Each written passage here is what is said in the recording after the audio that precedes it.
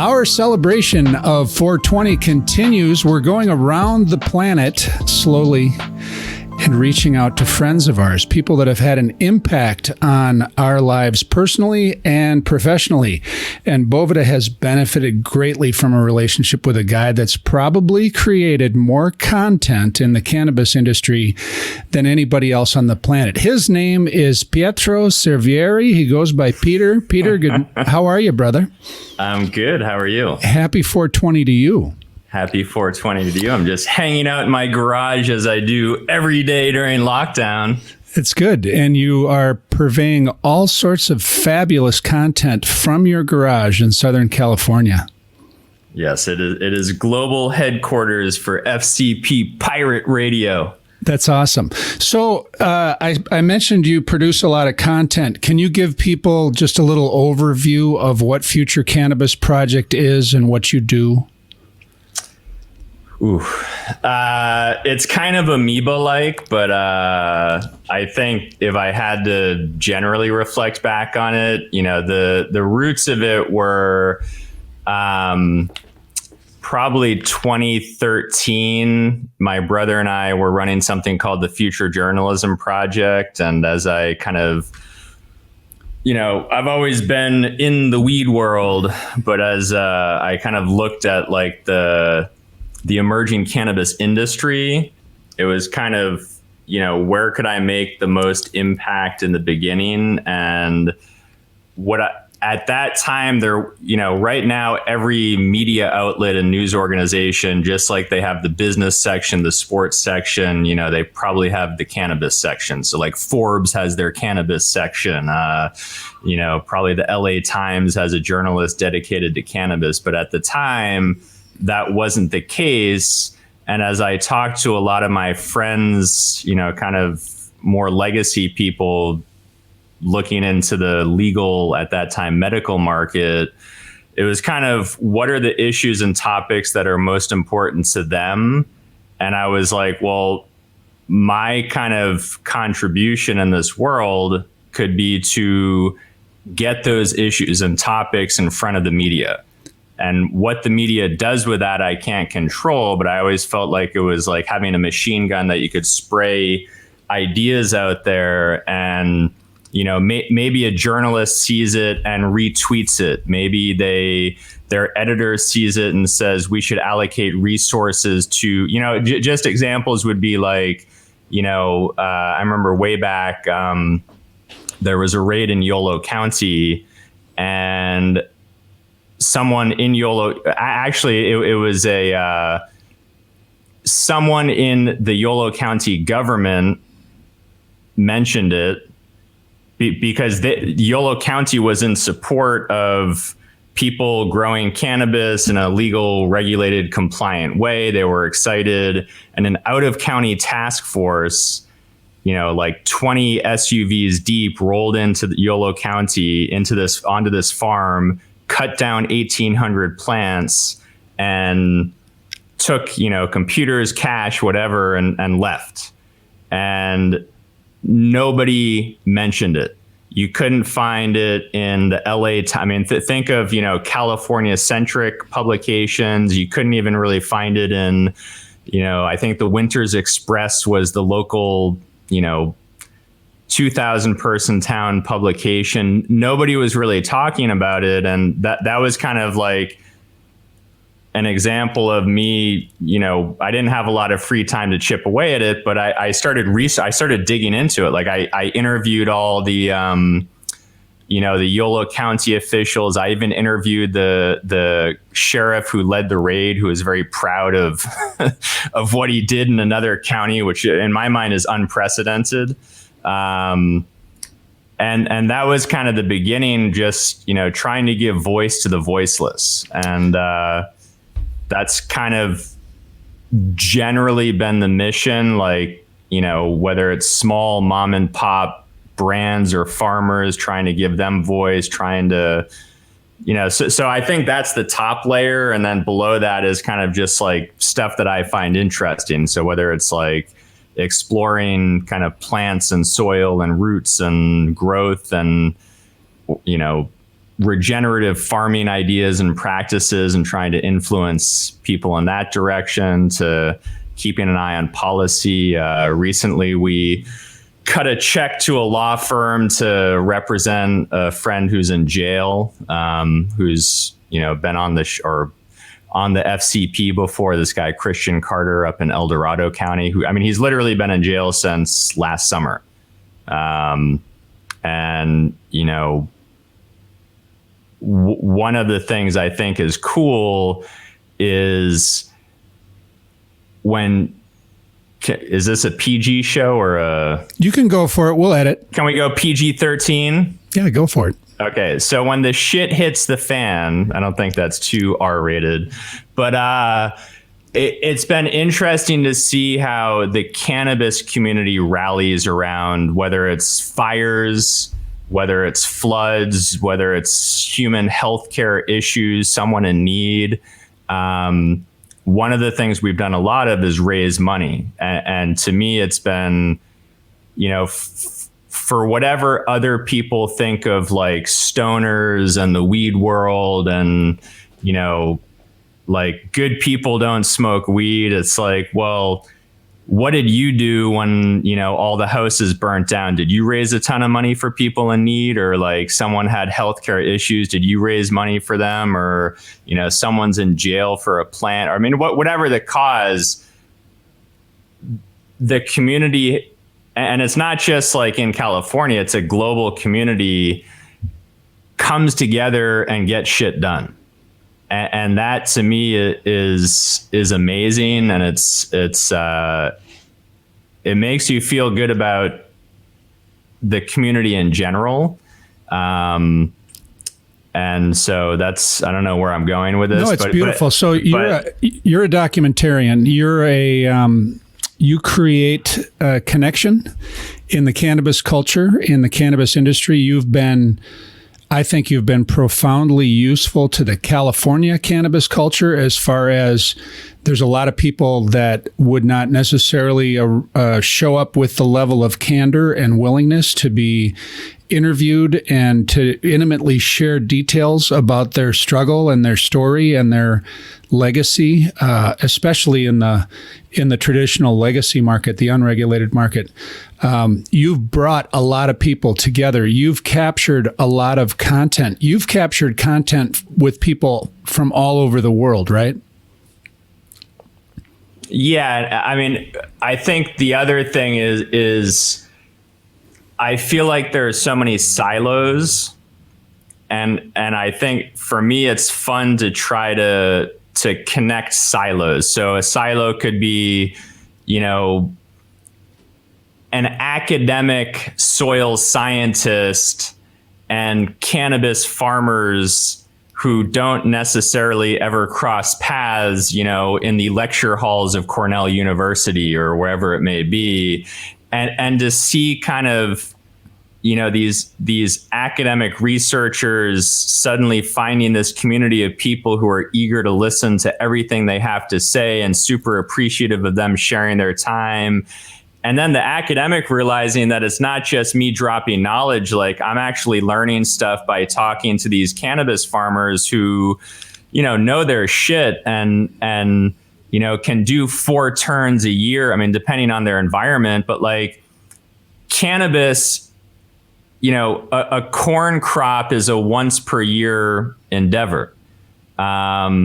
A citrus farmer is, you got to wait, like if you're breeding stuff, you got to wait years and years and years before you can see if what your breeding intention is bearing fruit. Whereas in the cannabis world, it's like, people are, and I think when you see like plant scientists being like, that's really cool, that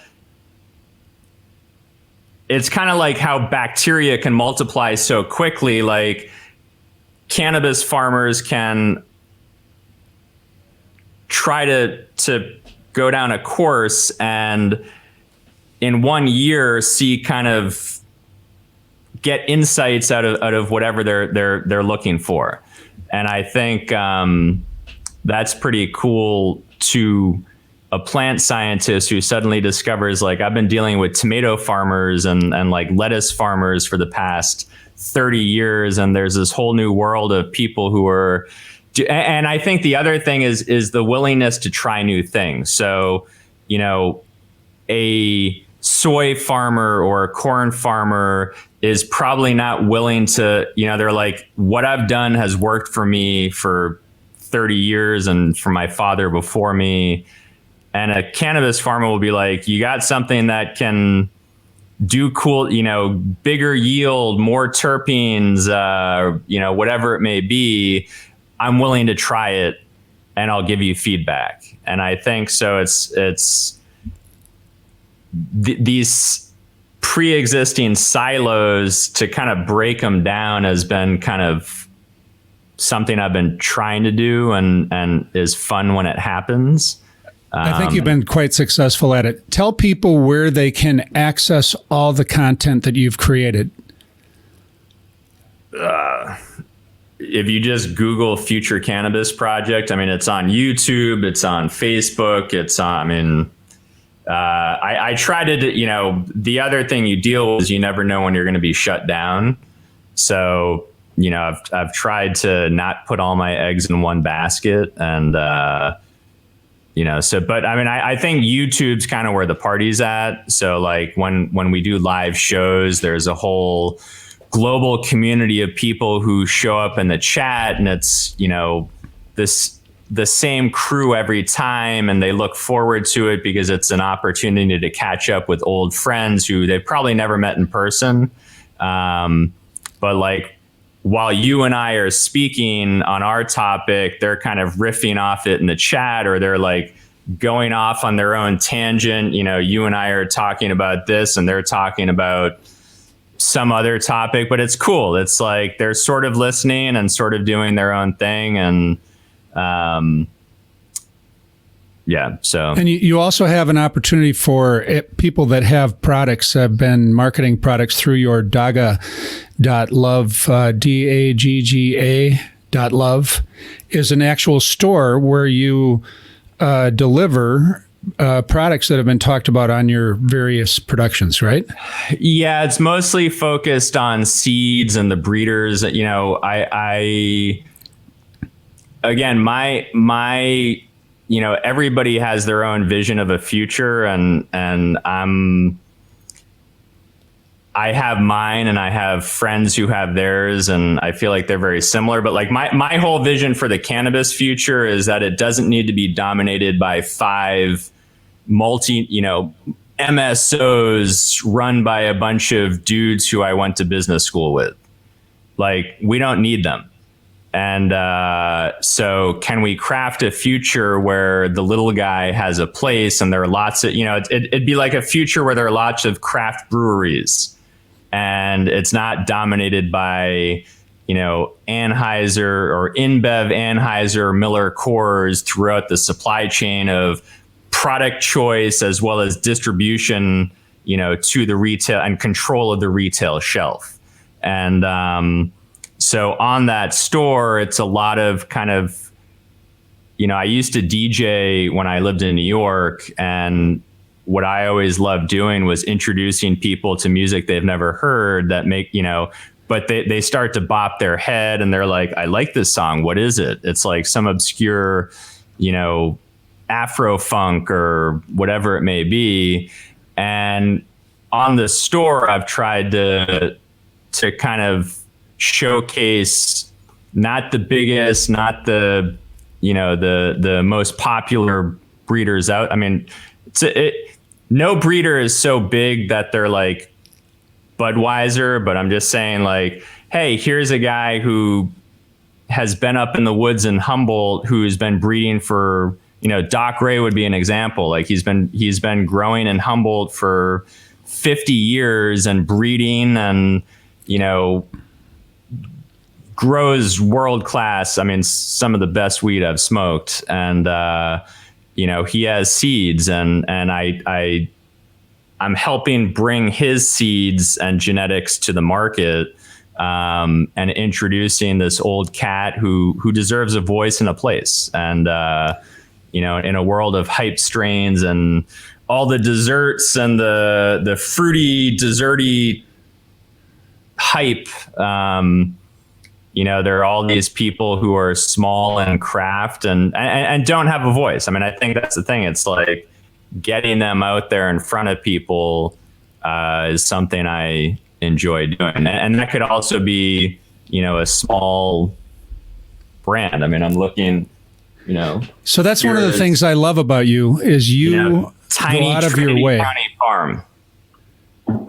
You go out of your way to support the little guy. You go out of the way to give a voice to people that don't have a big marketing megaphone that they can put their message out into the world.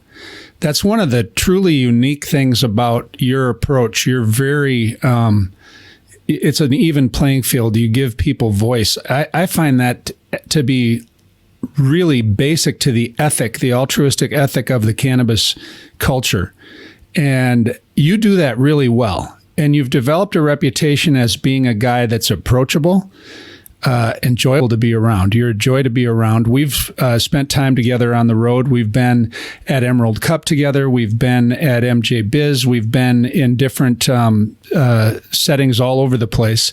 And you deliver the same kind, quality, interesting. You help people formulate their ideas. You take the nervousness out of people expressing themselves. You give them a space to you need to hear this every once in a while because you're constantly out there serving people. And that's one of the reasons that I wanted to loop you into this 420 celebration because you're a staple. You're a source of information. It's not about Peter Cerveri. It's about the cannabis. It's about cannabis and it's about the future and it's about the people that are, we talk about our Cultivate podcast as bringing the people and the technology that are blazing a trail in the cannabis industry.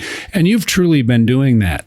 And you do it in a way that gives people permission to be real. And I love that about your content. I've watched a lot of video of your productions and there's a lot of long form where it's not just a 10 or a 15-minute conversation. You've gone for hours. I think last week we did, or a couple weeks ago, we did 6.5 hours straight. Phenomenal.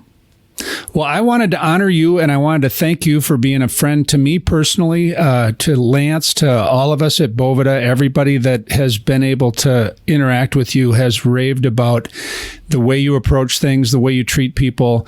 You've been a tremendous supporter of Boveda. We want to be supportive of Future Cannabis Project. We want everybody to get out there and subscribe to that YouTube channel and follow this content. It's a rich treasure trove of history, documented history with people's testimony about their experience. Peter, you're an awesome human being. I want to ask you a question about 420. Do you have a particular 420 memory that stands out in your experience? Is 420 a big deal to you? Do you watch the clock and every day at 420 light it up, or do you celebrate, do something special today? Not really. But, I mean, it's like every day is a weed day, so it's not like when every day is Christmas, Christmas loses its luster. I mean, I think one, not 420, but 710. So the 710 Cup that was in Denver, and God, I want to say 2013 or something like that. That opened my mind to kind of, I'm from the days when it was illegal, and it's like you were like I sold weed to all my friends in college. Like, I'm a very practical person, so it's kind of like I smoke weed, all my friends smoke weed. Why would we all be buying eights at full price when I could just buy in bulk? And then, like if it's $50 eights, like if I could give my friends better weed than they're currently smoking for $40 and I get to smoke for free or even make money, like why wouldn't I just, like, it's just too logical. And when I went to Denver for the 710 Cup, first of all, the world of dabbing I'm a flower guy, and that was mind blowing to see Colorado as the epicenter of, concentrate. And it was something I hadn't really seen on any sort of scale. And this, 2-day or however many day festival was just like everybody was dabbing all over the place across 2 locations. It was Adam Dunn's spot, and then Grassroots California's headquarters. And it was my introduction into kind of the legal weed world and the dab world. And so I don't really have any 420 big memories that are bigger than any other fun memories, hanging out with friends, ripping tubes and taking mind-numbing bong hits. So I really want to thank you for joining us for 420 and for being who you are and how you are. The way you treat people, to me, I always tell people you can tell a lot about a person by the way they treat the waiter. And you treat people. You treat people with kindness, dignity, and respect, and it goes a long way. I love you, man, and I wanted to have you be a part of our 420 celebration, and I appreciate you doing what you do and being who you are. Thank you very much. Well, let me update my answer. Today is my most memorable 420 because I get to spend it with my good friend Drew. You're sweet. You're sweet. The chocoholic. Enjoy the day. Yeah, well, that's another story for another time. Enjoy the day and happy 420. Peter Cerveri, the proprietor at Future Cannabis Project, bringing all sorts of voices in the cannabis industry to the world through Future Cannabis Project. Peter, thank you and happy 420, buddy.